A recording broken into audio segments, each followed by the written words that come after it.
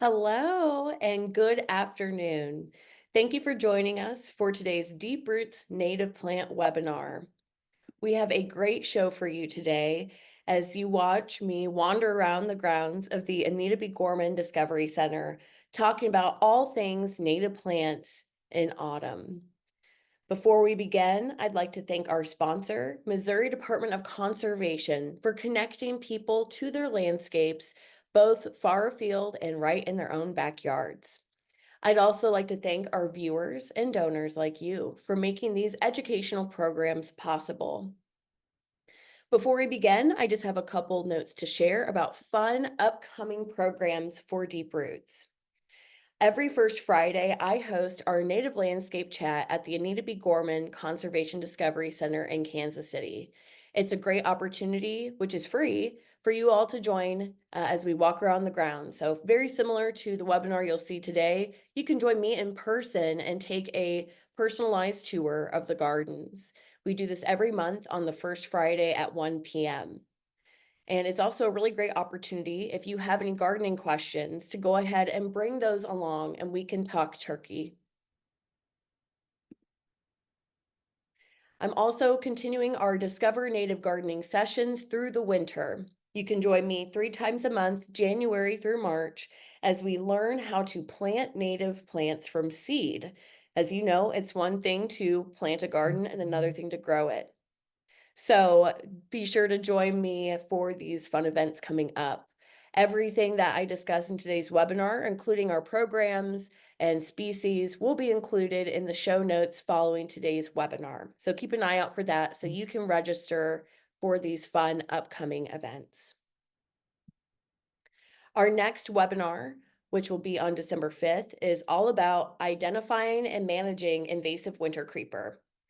Fall and winter are a great time to be able to see these non-native invasive species and go ahead and take some action. So if you're noticing these plants coming into your space, you can join us on our next webinar to learn practical DIY applications for managing these invasive species.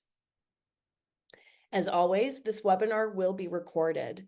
All the resources will be available online, and I'll email you directly a link to this webinar as well as the resources discussed in today's program. Don't forget, put your comments in the chat and questions in the Q&A section. Stick around for the end of today's presentation because I'll be here live to answer all of your gardening questions. It's especially a good time as we are in fall and people may be wondering, what do I do with my native garden this time of year? So stick around, send your questions into the Q&A so we can have a fun, vivacious conversation about all things native gardening. After today's program, please visit us online at deeproots.org, where you can find more information about upcoming events, webinars, native gardening resources, and how you can get involved. While you're there, consider making a donation. All right, let's go ahead and get this party started. I hope you enjoy today's Deep Roots Native Plant webinar, Autumn and the Gardens at the Anita B. Gorman Conservation Discovery Center.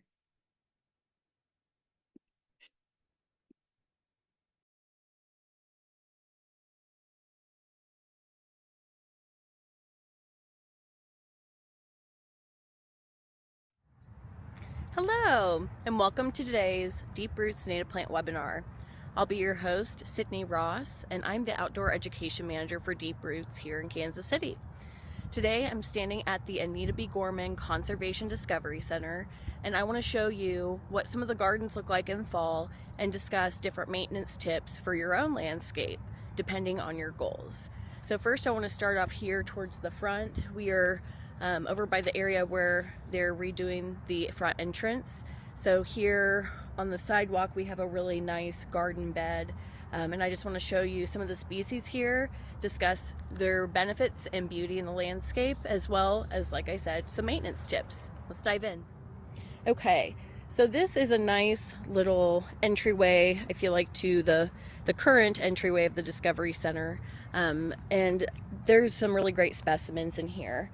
So first I have to talk about one of my favorite plants, which I refer to as the gateway to the native plant world. This is Baptisia australis, also known as blue false indigo. And this plant here, I think, is beautiful year-round, not just in the springtime when it has vibrant blue, like violet blue flowers, but also here in the fall and as we go into winter. So right now you can see these decorative seed heads. I say decorative even though they are quite functional as well, but the seed heads leave some great interest, really bold shapes here and as we approach winter. And the foliage still has some nice pale green to it, but it will turn a stunning silvery charcoal color. And you can kind of see it starting to do that here. But yeah, this is, it is an herbaceous perennial, so it's not technically a shrub, though it does have a shrub-like appearance. You can kind of see this form here. It's rounded, it does have a nice structure to it. So when you're planting this in your own garden, just be aware that it does take several years to get established, but once it does, it can have a diameter from 3 to 5 feet depending on the species.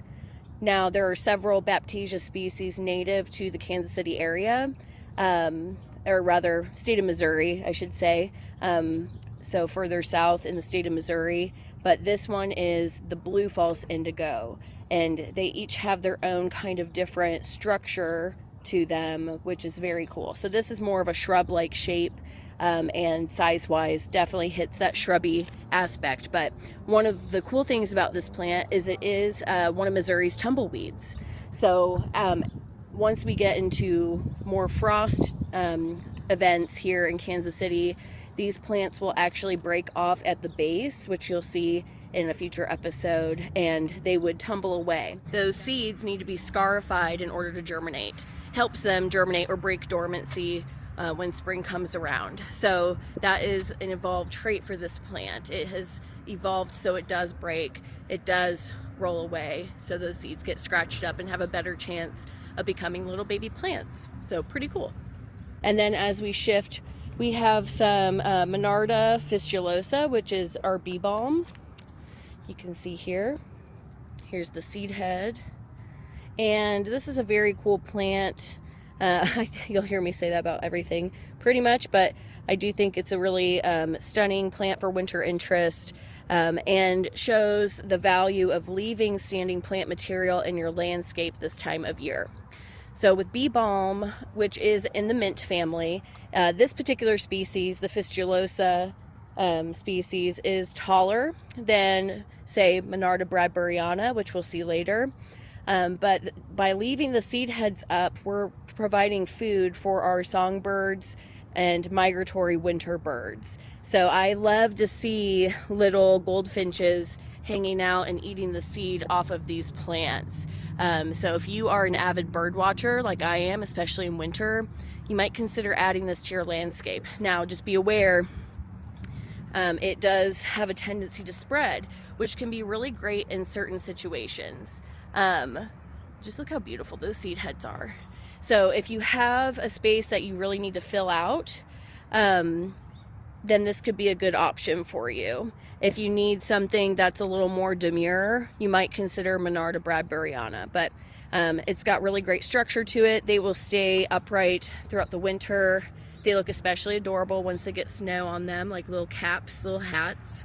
So yeah, so I would suggest this as a more informal plant, just because of how enthusiastic it is in terms of moving around. It could be nice along like a taller fence, or yeah, some kind of fence line up against a structure like a garage. So I think that's really lovely. And pair it with our Aromatic Aster, which is this plant here. So it has nearly finished blooming. You can see just a couple of these blooms remain. And actually I have this in my front yard and it is still blooming quite profusely. It was planted earlier this year, so it had a later start compared to this plant that has been here forever. Forever, probably like 5 years. So notice Aromatic Aster also has kind of a shrub-like appearance. It will spread prolifically. And so you've heard me say this before perhaps, but I don't think there's anything wrong with plants that spread. You just need to be aware of them and put them in the right place. Also, if you want them in a spot but you're not crazy about the idea of them spreading, then know that there are management techniques to help attain your goal. So notice all of this nice, ripe, fluffy seed. So a lot of our plants will produce seed that flies on the wind, right? So if you don't want this to spread, ideally you would cut this back before the seeds start to get nice and fluffy like this. Okay, so another plant I want to show you in this area before we move on is our Prairie Dock. So I'm just a big fan of this combination of plants here because you have the fine texture of the Aromatic Aster, you've got kind of a medium body with the blue false indigo, the nice seed heads of the bee balm, and then these broad dramatic leaves of Prairie Dock. So Prairie Dock is in the sunflower family. It is a Silphium, and it has these really lovely rough leaves. The roughness allows the water to stick around on the leaves more. So like, let's say there's dew in the morning, this will hold and go down towards the roots of the plant. So, but they're really stunning. They have kind of a tropical feel to them. So get a little close up on that there. Yeah, look how broad that leaf is. So for me, the leaf is the real draw of this plant, but if you follow it, you can see the stalk, right, with where the flowers were, go way up high in the sky. So this is probably about, I want to say 8 feet tall. And when it was in bloom, we had tons of pollinators on them. It's definitely a keystone species here in Kansas City, as are a lot of our Silphium species. So great for pollinators earlier in the year, and then they get this really gorgeous brown to them in fall. Look how beautiful that is. I mean, the little white specks on it look like glitter to me when it hits the light in just the right way. So again, kind of paying attention to how this particular garden bed has a combination of textures and shapes and colors and seasonal blooms. Makes it one of my favorite little beds here at the Discovery Center, actually, especially in late summer, early fall, and especially as we approach winter. So you may have heard me say before that there's no such thing as a no maintenance garden, which is completely true, right?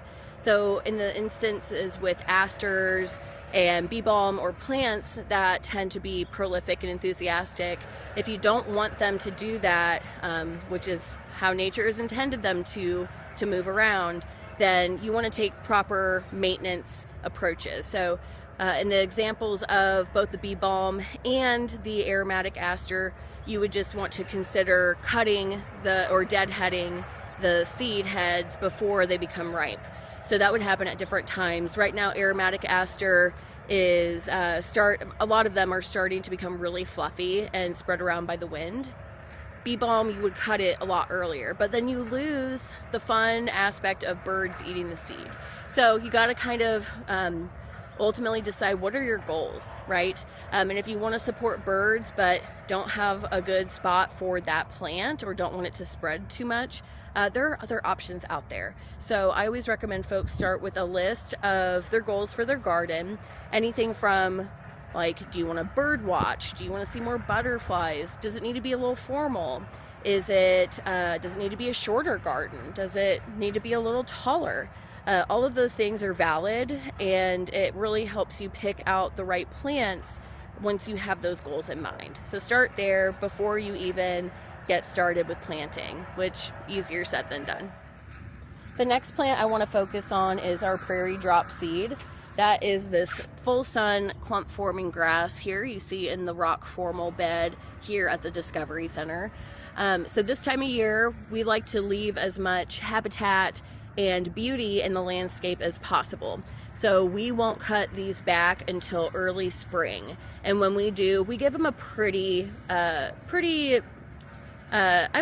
don't want to say severe, but a pretty good haircut, right? So we take our weed whip and we will cut them back pretty short, which will then promote growth and new foliage for these grasses. And that happens usually around here, probably mid-March, whenever the temperature is starting to warm up. So they look great in the fall and winter.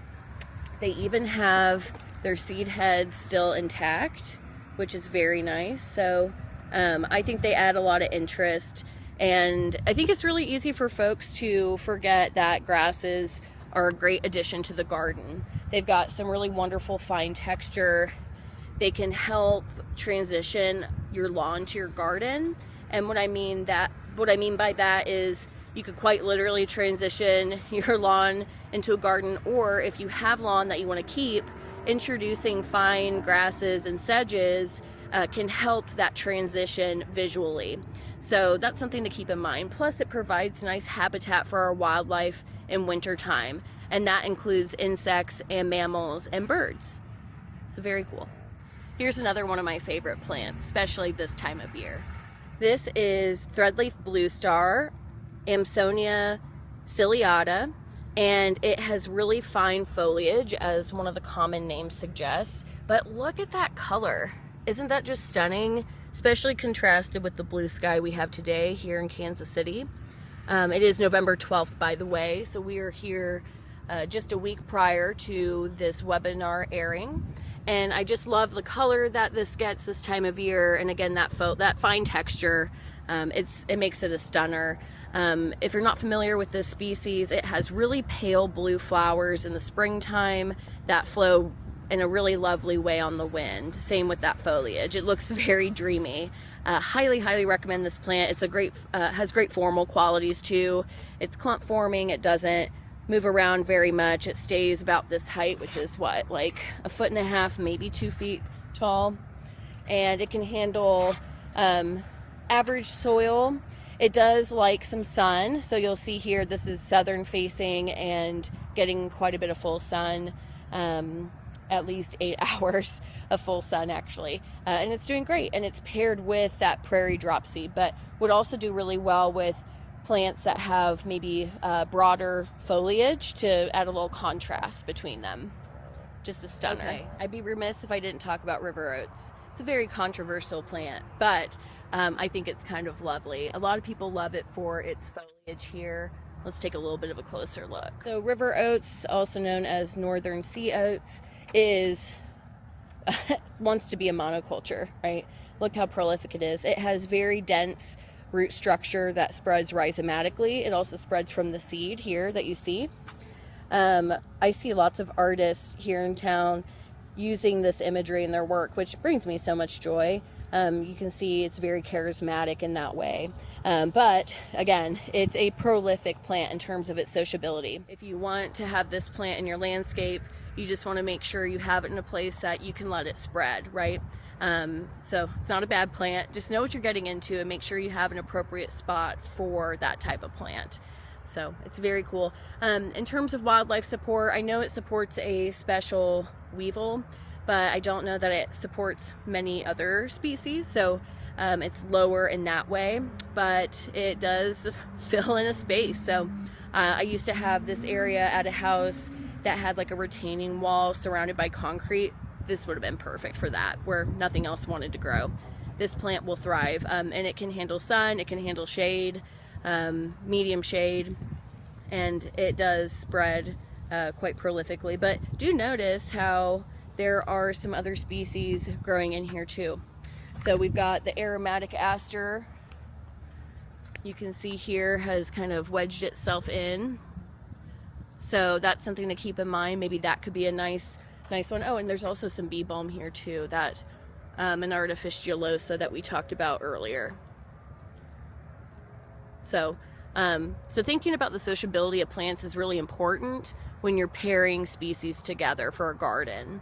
And the best way to figure out what grows well together is to go out in nature, right? Or visit your local nature centers to see how things are existing together in the landscape. Here's a nice view of the Aromatic Aster that's still blooming. This plant is just powerhouse. I see lots of bees and bee mimics, like flies on here, enjoying. Oh, and little native bees too. You're not going to be able to see that, but trust, it is very cute. So yeah, lots of lots of pollinators buzzing on this in the middle of November. So another reason to consider keystone species, right? They support a disproportionately large amount of other species. There are MVPs in our ecosystem, which goes to show how stunning this plant is and how important it is for wildlife support. Also notice with this edge of river oats here, it has created quite literally a hedge, right? So in that way it can be structural, and it's kind of cute how this has been cut. So yeah, check that out. So you can make a little river oat wall if you wanted even. Now over here I want to show you the Amsonia illustris, which is another blue star known as shining blue star. So blue stars in general have really great fall foliage.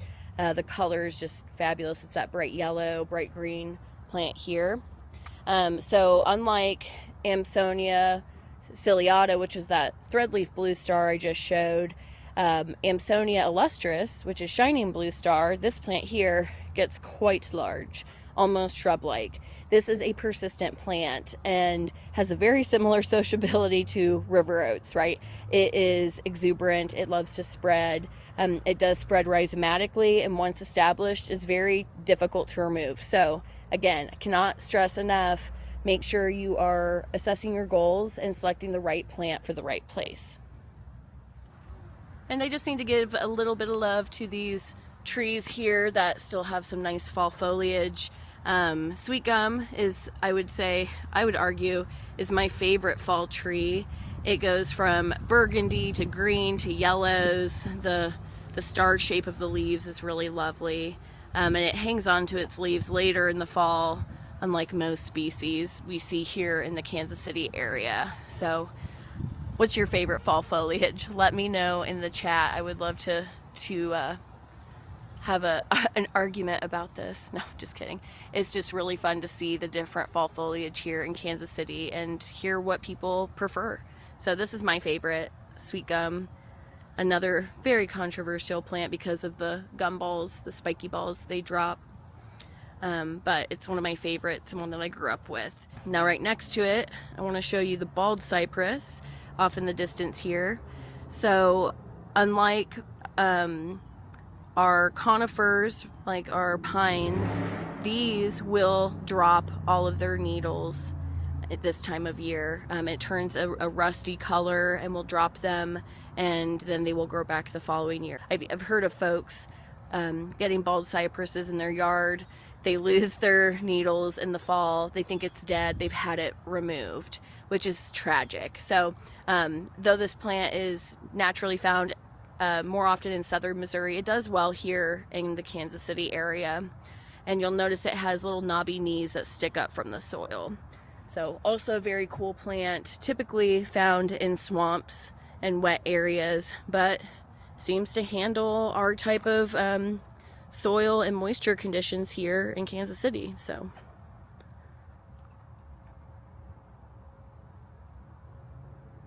okay, now we have our smooth sumac, which I'm so lucky that it still has some leaves on it, because this is a very stunning fall foliage plant. Again, has that tropical vibe to it with its large clusters of leaves, and you can't beat that color. So it does start off vibrant green, and as the plant stops creating chlorophyll to feed the plant, it will start to have its other colors show through, which is kind of interesting. So you'll see the nice red here, and you can see where it was green and has since shifted as our seasons progress. So smooth sumac is a thicket forming shrub. It gets to be about 15-20 feet tall, maybe more like 15 looking at these guys. And again, thicket forming, so just making sure you select the right place for this plant.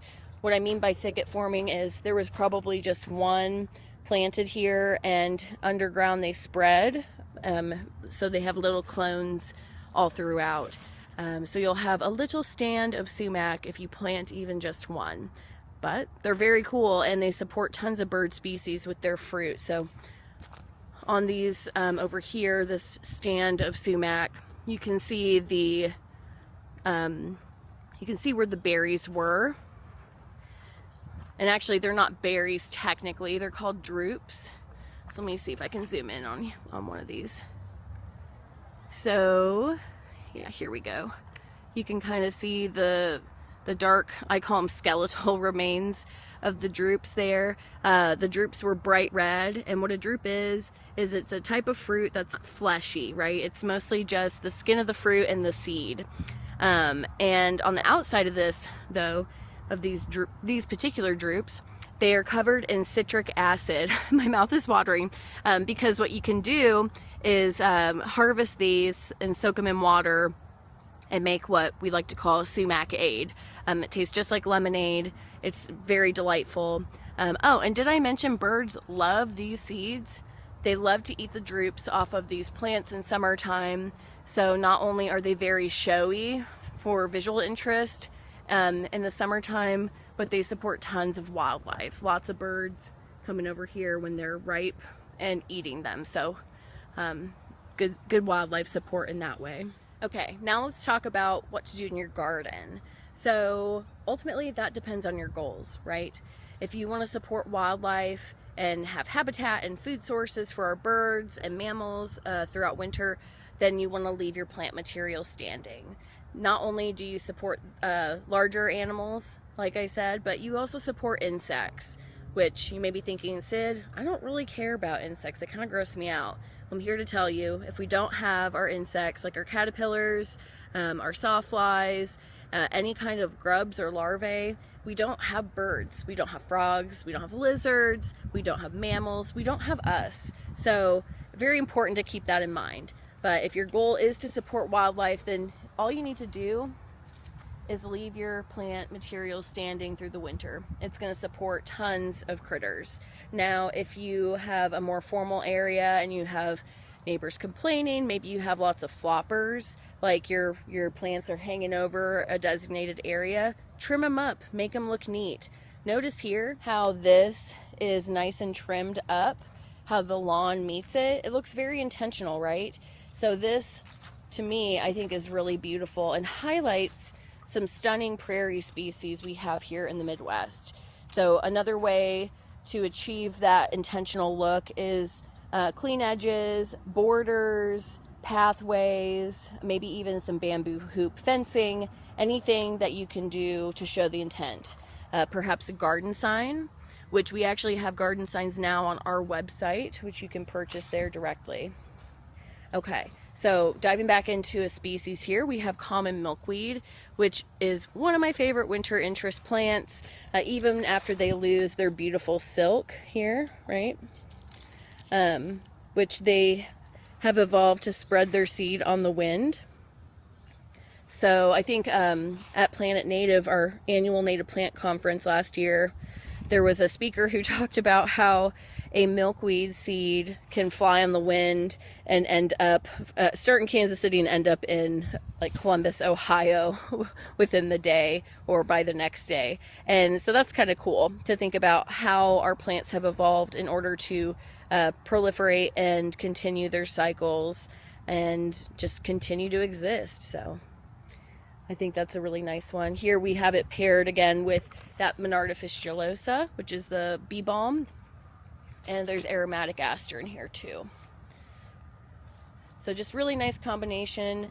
Also the birds love this habitat, right? So these sparrows like to find insects in here. They also birds will collect the silk from the milkweed and line their nests with it. I've seen little mammals do this as well. So it's not that you're being lazy. I mean, you could be. There's nothing wrong with that in my opinion. But take the lazy strategy of leaving some of your plant material here this year.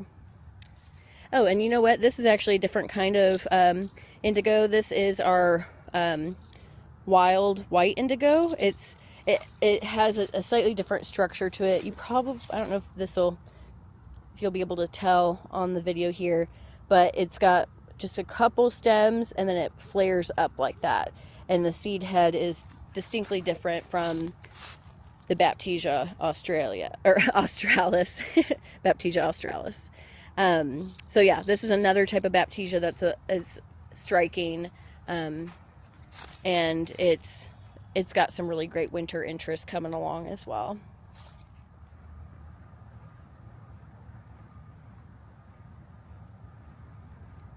All right, I'm here at the pond, and I spy with my little eye. Oh no, it left. There was a really cute turtle there. Okay, we'll see if it comes back. Anyway, I'm here not to tell you about turtles, even though I love them. I'm here to talk about the beauty of this little blue stem strip. So again, planting your garden for interest in the fall is just as important as blooms in the spring. And little blue stem does not disappoint. Scoparium is the Latin name for little blue stem. And again, you don't need to know that or even know how to pronounce that correctly. My reason for bringing that up is so you know exactly which species we are looking at. And it's always good to be able to reference that if you are going to a nursery. So just look how stunning those little fluffy seeds are. They glow with the light behind them. Also, the grasses itself have very striking color this time of year. So they start off kind of a blue-green in the summer, and they progress to a rainbow of colors, from blues to mauve, purple, red. I mean, it is just a rainbow, a whole kaleidoscope of color here. So this is a nice little strip of them. So as a monoculture, right? So monoculture being one species growing here, we do some weeding out of other species that try to come in, because in nature, nothing necessarily wants to be a monoculture, very rarely anyway.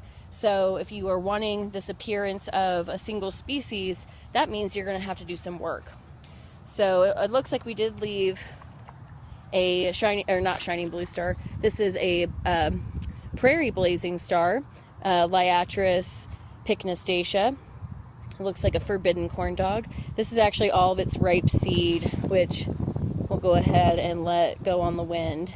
So, and spread that out. So I wouldn't mind having more blazing star in this bed. So again, thinking about that, if you are adding plants into your landscape and you want it just so, you're going to have to do maintenance to maintain that look.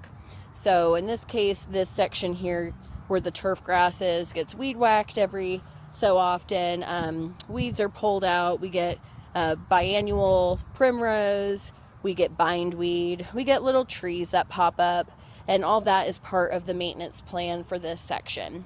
And as a result, you get a very beautiful stand of grasses that offer some beauty and food for our birds and shelter for our animals. When I take folks on walks here at the Discovery Center, which, by the way, you can join me every first Friday at 1 for a free nature walk here. But I always tell folks that there's nothing about this that is natural. And that might sound shocking and a bit harsh, but it's true. This, prior to being the Discovery Center, was a parking lot and turf. And it is owned by the Kauffman Foundation, which they have graciously leased to the Missouri Department of Conservation to use as the Discovery Center. But I bring this up not to be harsh, right? But to show the impact of reintroduced landscapes. So those turtles, those fish, the snakes, the frogs, the birds, we didn't bring those here. They were not stocked. They showed up on their own, because when you add native plants to your landscape, you are supporting wildlife. So that impact is huge. And I always tell folks, look, the climate crisis is depressing. Conservation can be depressing. But the number one thing you can do to support nature at home and better our environment and create healthy communities is to plant native.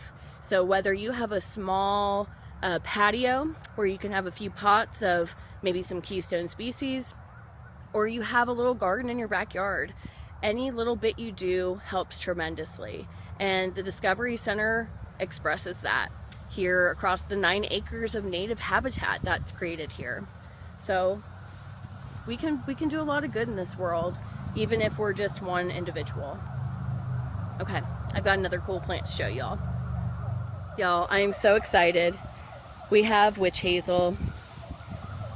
So this is Hamamelis virginiana, and this is one of the Witch-Hazels found here in our state. The other one is Hamamelis vernalis, vernalis meaning spring.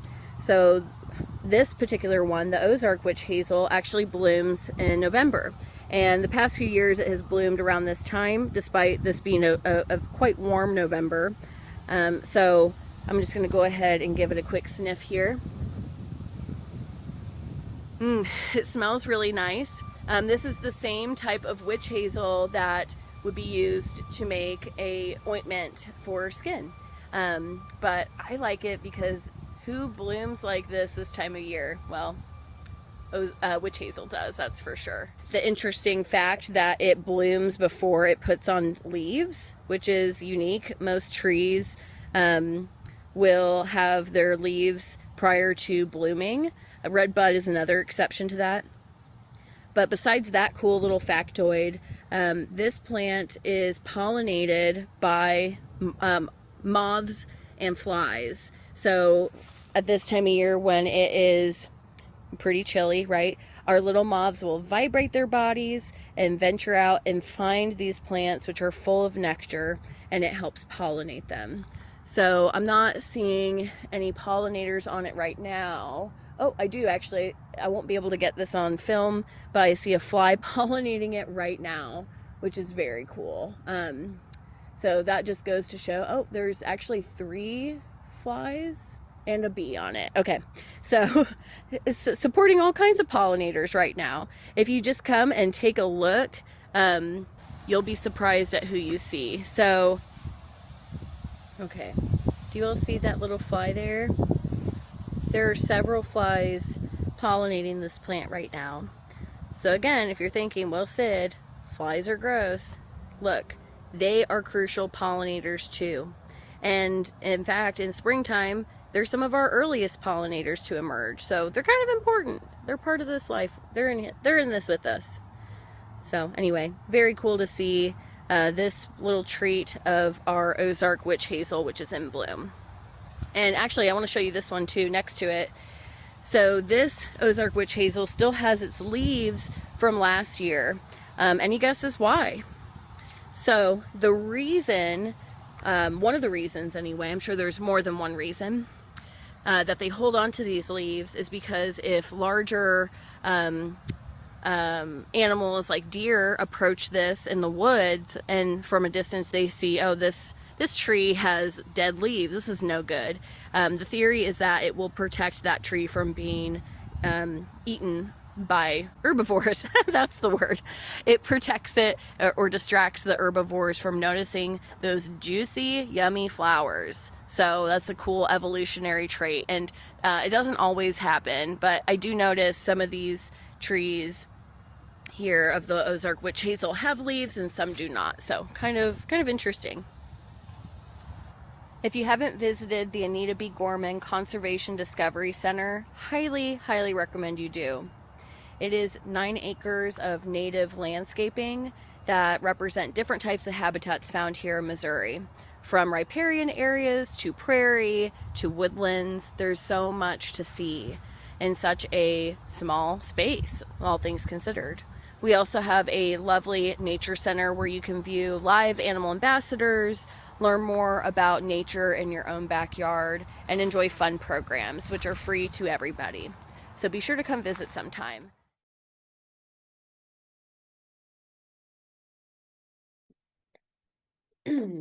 All right.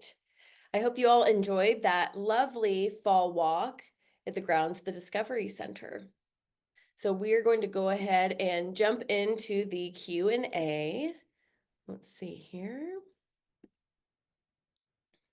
Okay, so folks, if you have questions about your gardens this time of year, how to maintain them, please put it in the Q&A section. We've got just a little bit of time, so I'm going to speed through these real quick. So Kathleen is asking about blue false indigo and whether or not it's deer resistant. They have had a fence around it for 2 years now. As far as I've heard, it is not deer resistant. Deer apparently love to eat blue false indigo, Baptisia australis. So I would go ahead and keep it protected. 2 years is pretty good for the roots to get established. Maybe leave your fencing up um, in the springtime of next year when the foliage begins to grow. And once it has a little more top growth, then you could try to remove it. It's likely your deer will nibble and eat on it, especially if there's not much else for it to eat in that environment. But once a plant is established, I've noticed herbivory is not nearly as big of an issue, whether it's insects or mammals eating the plant. So, great question. And that would be my recommendation for that. And kind of to dovetail the conversation on Baptisia australis, Terry is asking if it can be moved after a few years because they've noticed it has gotten quite large. Okay, so blue false indigo has tap roots, right? So, very similar to a carrot. It is one large root system, making it very difficult to transplant. Not to say it's impossible. You would just need to give it a wide berth and dig much deeper in order to get that taproot out. Because if you accidentally sever that taproot, it's likely to kill the plant. So you could try it. You could also try spreading seed elsewhere. But I would say if it's already well established in a spot and you don't want to risk killing the plant by moving it, consider cutting back some of the stems in the springtime. We do that all the time at the Discovery Center for one particular Baptisia that's adjacent to the bird courtyard when you turn the corner. It gets so big, it kind of hangs out over the pathway. So we cut some of those stems away so it doesn't quite encroach on our pathway. So maybe consider that as an alternative to moving that plant. Okay, Becky is asking about Amsonias. Which is the most drought tolerant? So when it comes to Amsonias, I did some quick research through the Grow Native website, and most of them prefer average to moist soil. Now, the exception would be Amsonia ciliata, which was the first Bluestar species I showed, the much shorter one, because they live on um, glades and stream bank edges. And thinking about an edge of a stream bank, they get wet and they dry out pretty quickly. So you might consider that, but they are much smaller. So the second part of your question, Becky, thinking about planting some in front of large 9-bark shrubs, that could actually work. Just make sure you're planting it so that it's getting more sunlight. So just make sure wherever those 9-barks are, the sun is facing those plants and that your Amsonia is not getting shaded out by the 9-bark. Okay, Sunny is asked or wants to talk about river oats. So Sunny says he's heard that river oats is especially great at helping restore an area after bush honeysuckle is removed. It helps suppress seed germination. Is that accurate, or is it no better than most of our other spreaders? So it is used in our landscape restoration efforts across the Kansas City region because of how prolific it is, because of how dense that root structure is. It can help deter some of our invasive species from encroaching. Now, it's not the end all be all, right?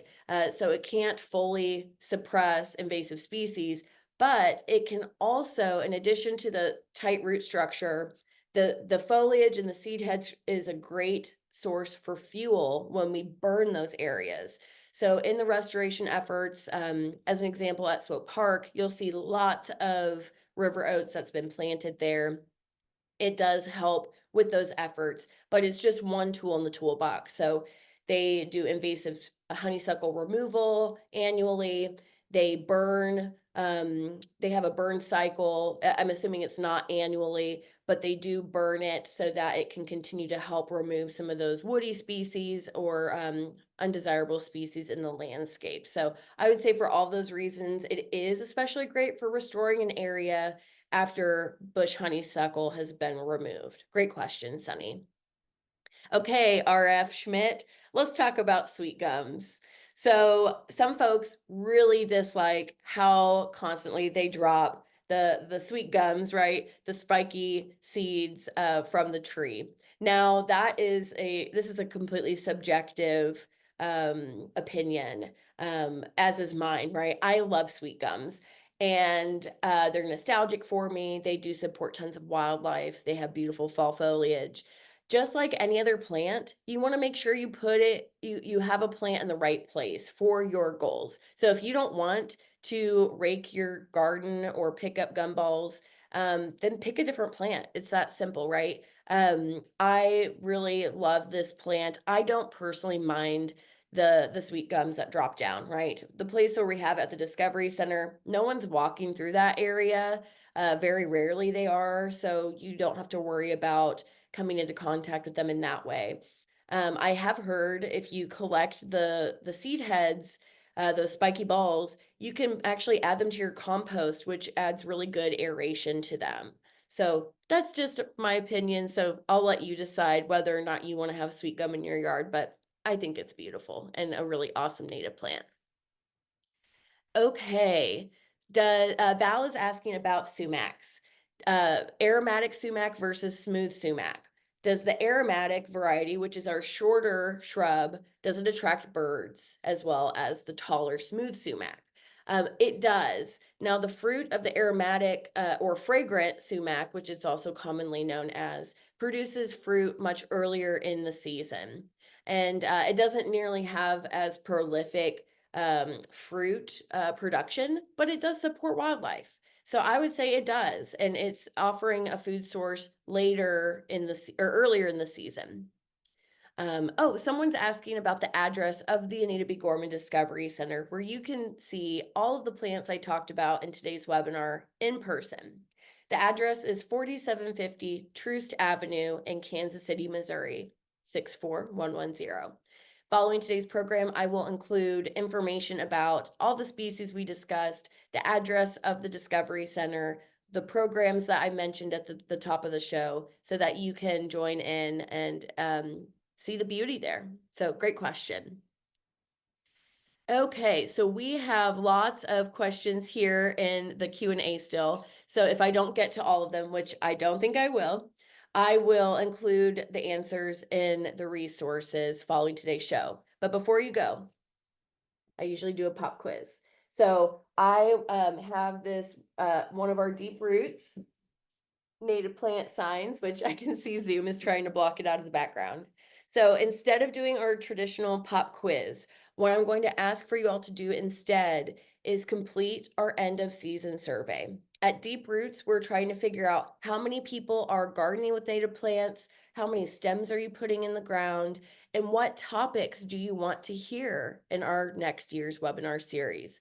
So please, when you get the email from me today, here in just an hour or so, complete that survey, and we will select one lucky winner to receive a free native garden plant sign, which you can also find online in our gift shop, which I'll include the link in the resources following today's show.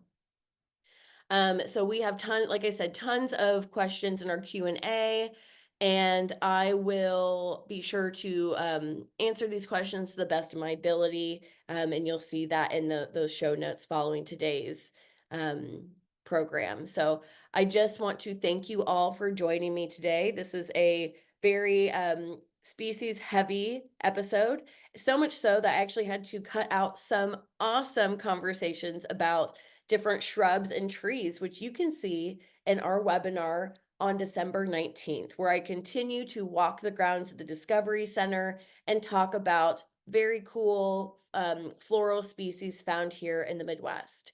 So thank you all so much. It's clear that you all understand what we plant matters. Thanks again, and I hope to see you at the next webinar, or maybe at a native landscape chat. Take care.